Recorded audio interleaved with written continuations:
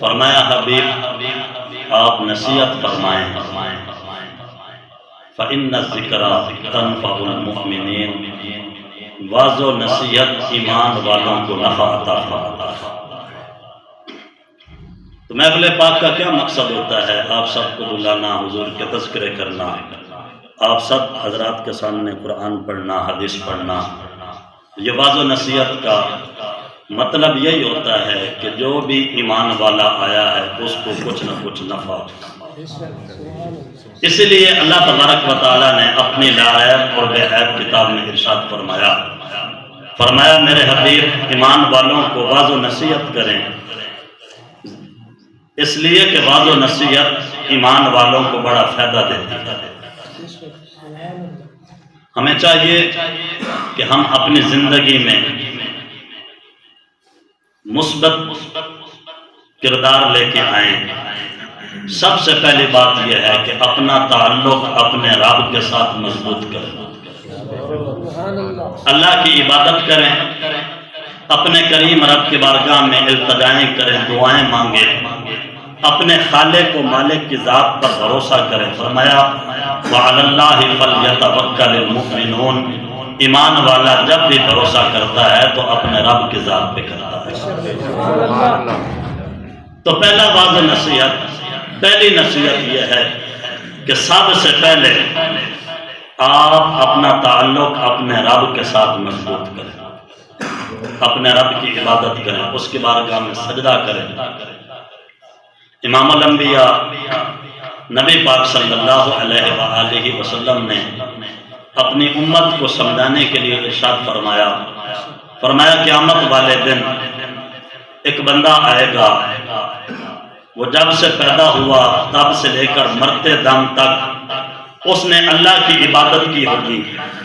قیامت والے دن جب رب کی بارگاہ میں حاضر ہوگا تو اللہ اس بندے کو اس کی عبادت کا جو اجر اور ثواب عطا فرمائے گا، تو اس بندے کی زبان پر پھر الفاظ ہوں گے میرے مالک ایک مرتبہ اور دنیا میں بھیج تاکہ میں نیک عمل کروں اور آج میرا رب تو مجھے جزا عطا فرمائے۔ اس لیے فرمایا کہ اللہ کی عبادت کرو، اس کی بارگاہ میں دعائیں مانگو، اس کی ذات پہ بھروسہ کرو، اس لیے کہ وہ خالق و مالک ہے، اس رب نے تمہیں پیدا کیا ہے، تمہیں مقصد دیا ہے۔ اور فرمایا کہ دوسری نصیحت یہ ہے کہ نماز بھی پڑھو اور قرآن پاک سے نصیحت بھی حاصل کرو، ذکر و اذکار کرو، اللہ کی بارگاہ میں سر جھکاؤ۔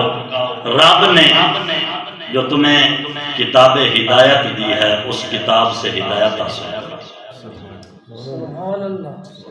ہم حضرات تاریخ میں پڑھتے ہیں، سنتے ہیں کہ مسلمانوں کا بڑا رعب تھا، بڑا دبدبہ تھا، بڑا مقام تھا، ان کا نام سن کر کافر کانپنے لگتے تھے۔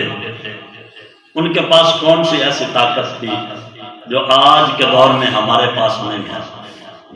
ان کے پاس مال و دولت زیادہ تھا، اگر تاریخ میں دیکھیں تو تاریخ کہتی ہے کہ مال و دولت زیادہ نہیں تھا، فوج زیادہ تھی، فوج بھی زیادہ نہیں، کوئی اسلحہ تھا، اسلحہ بھی زیادہ نہیں تھا۔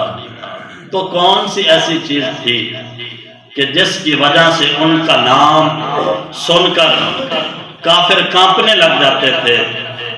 ان کے پاس صرف ایک چیز تھی کہ جس رب نے اپنے حبیب کے صدقے جو کتاب ہدایت عطا فرمائی تھی وہ جب بھی چلتے تھے اسی کتاب سے ہدایت لے کر چلتے تھے۔